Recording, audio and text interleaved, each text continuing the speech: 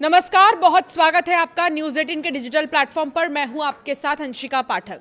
बहुचर्चित राजा रघुवंशी हत्याकांड की आरोपी सोनम रघुवंशी को जमानत मिलने के बाद अब राजा का परिवार उसकी जमानत खारिज कराने की कोशिश में जुट गया है।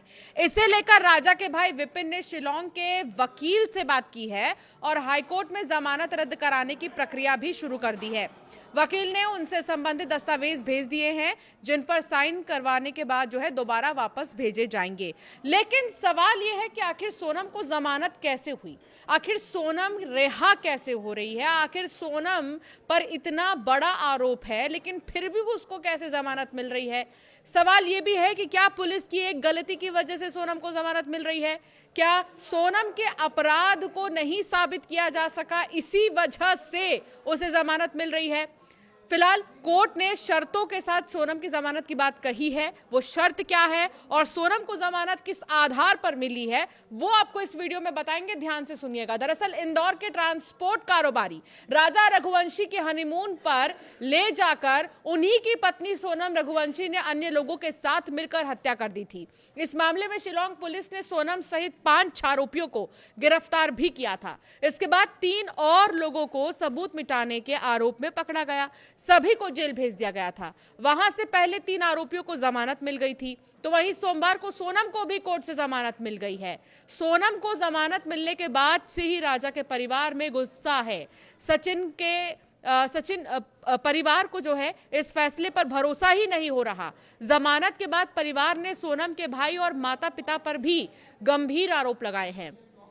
राजा की मां उमा रघुवंशी ने कहा है कि अगर सोनम इंदौर आई तो वो उससे पूछेंगी कि आखिर उसने राजा को मारा क्यों, उसका क्या कसूर था। वकील से बात कर शुरू की प्रक्रिया। विपिन ने बताया कि जमानत खारिज कराने के लिए उन्होंने शिलांग में वकील से संपर्क किया है। वो खुद शिलांग नहीं जाएंगे, लेकिन सभी कागजी प्रक्रिया पूरी करेंगे ताकि हाईकोर्ट में अपील की जा सके।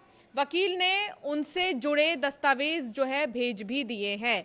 लेकिन एक ही चीज राजा के परिवार को खल रहा है, वो ये कि आखिर सोनम को जमानत कैसे मिल गई भाई, कैसे सोनम बाहर निकल गई है। उनका बेटा उन्होंने खोया है, एक मां ने अपना बेटा खोया और एक सवाल पूछना चाहती हैं वो सोनम से कि आखिर मेरे बेटे की क्या गलती थी, मेरे बेटे का कसूर क्या था। फिलहाल विपिन वो जितने भी पेपर वर्क हैं वो कर रहे हैं और उन्होंने बताया कि कागज मिल चुके हैं, साइन कर जल्द ही वापस भेजेंगे और इससे अपील दाखिल की जा सके।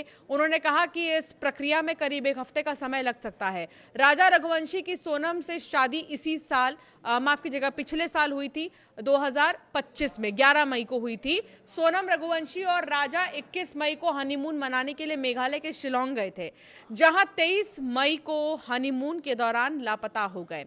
10 दिन बाद पुलिस ने 30 फीट गहरी खाई से उनका क्षत विक्षत शव बरामद किया, जिस पर धारदार हथियार से किए गए कई घाव थे। सोनम तब लापता थी। इसके बाद यूपी में उसने सरेंडर किया। उससे पूछताछ के बाद आकाश, आनंद और विशाल को पकड़ा गया था। सोनम के राज कुशवाहा से प्रेम संबंध थे, हालांकि उसके परिवार ने इस बात से इनकार किया। पत्नी सोनम राजा को दर्शनीय स्थलों की सैर के बहाने एक दूर जगह पर लेकर जाती है, वहीं पर बुलाती है। उनके पीछे अन्य 3 हत्या के आरोपी भी चले जाते हैं। फिर 2 छुरों से वार कर उसकी हत्या कर दी जाती है, जिनमें से एक छुरा बाद में जंगल से ही बरामद किया गया। सोनम घटनास्थल से भाग गई और बाद में उसने उत्तर प्रदेश के पुलिस के सामने आत्मसमर्पण किया। सोनम और राज सहित सभी 5 आरोपी फिलहाल न्यायिक हिरासत में हैं। मेघालय में हनीमून के दौरान अपने पति की हत्या करने के मामले में सोनम रघुवंशी को कोर्ट ने जमानत दे दी है।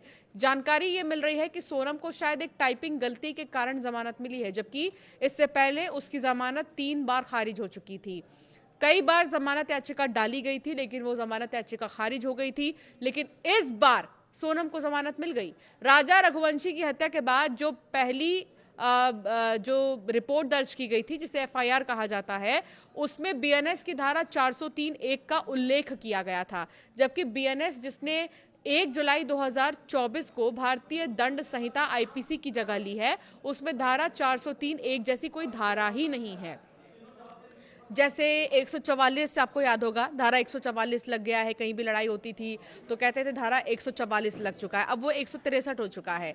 ऐसे ही कई सारी धाराएं बदल चुकी हैं और कई सारी धाराएं है ही नहीं। तो वहीं आईपीसी के तहत धारा 403 एक संपत्ति में बेईमानी को लेकर संबंधित थी।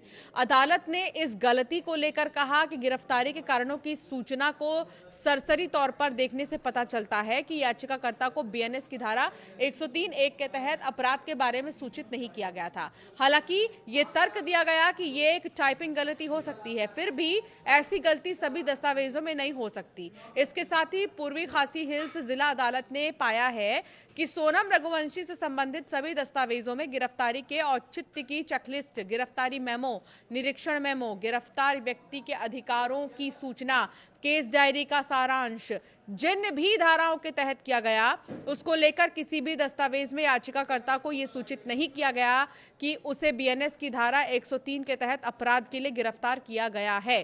कोर्ट ने यह भी कहा कि गिरफ्तारी के आधार गिरफ्तारी की जानकारी दिए जाने से पहले ही मौजूद होने चाहिए। इसके अलावा कोर्ट ने यह भी पाया कि तैयार किए गए फॉर्मेट में मौजूद किसी भी चेकबॉक्स पर टिक नहीं किया गया था जिससे सोनम पर लगे आरोपों का पता चल सके।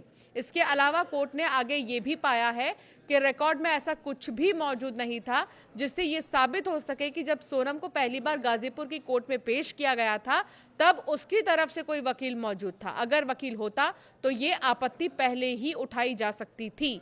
ये बात उस दलील को खारिज करने का एक और आधार बनी जिसमें कहा गया था कि सोनम ने ये मुद्दा देर से उठाकर अपने अधिकार को खुद ही छोड़ दिया था। कुख्यात हनीमून मर्डर केस में सोनम रघुवंशी को 4 शर्तों के साथ जमानत दी गई है। पहला, वो ना तो फरार होगी और ना ही सबूतों या गवाहों के साथ किसी तरह की छेड़छाड़ करेगी। दूसरा, वो कोर्ट द्वारा तय की गई हर तारीख पर कोर्ट में हाजिर होंगी। तीसरा, वो कोर्ट की उचित अनुमति के बिना इस कोर्ट के अधिकार क्षेत्र से बाहर नहीं जाएंगी। अंतिम, वो 50,000 रुपए का एक निजी मुचलका यानी पर्सनल बॉन्ड होता है भरेगी। साथ ही कोर्ट की संतुष्टि के लिए उतनी ही रकम के 2 जमानती भी पेश करेगी। तो ये है पूरा मामला कि आखिर कैसे सोनम को जमानत मिली है। इससे पहले भी 2 बार जमानत याचिका डाली गई थी लेकिन वो खारिज हो गई थी। अब सवाल राजा का परिवार कर रहा है। राजा का परिवार इस जमानत के बाद जो है एक और याचिका डालने वाला है सोनम की जमानत के खिलाफ और इसकी तैयारी में विपिन जो कि राजा का भाई है वो लग चुके हैं और लगभग 1 हफ्ते लगेंगे इसके लिए। लेकिन शर्तों के साथ सोनम को जमानत मिली है। अपने आप में ये बहुत बड़ी बात है कि एक टाइपिंग एरर या ये कह लीजिए कि जिस भी अपराधी को जिस भी अपराध के लिए अरेस्ट किया गया है उसको एटलीस्ट उस बारे में जानकारी देनी होगी कि किस धारा के तहत उसे गिरफ्तार किया जा रहा है। ये ऐसे की वर्ड्स हैं, ये ऐसी चीज़ें हैं जो बहुत ज़्यादा ध्यान में रखनी होती हैं किसी भी अपराधी को अरेस्ट करने के पहले, जो शायद नहीं की गई और यही इसी बात को आधार बनाया गया और सोनम को जमानत मिली है। आपकी राय क्या है इस पर हमें ज़रूर कमेंट कर बताएं।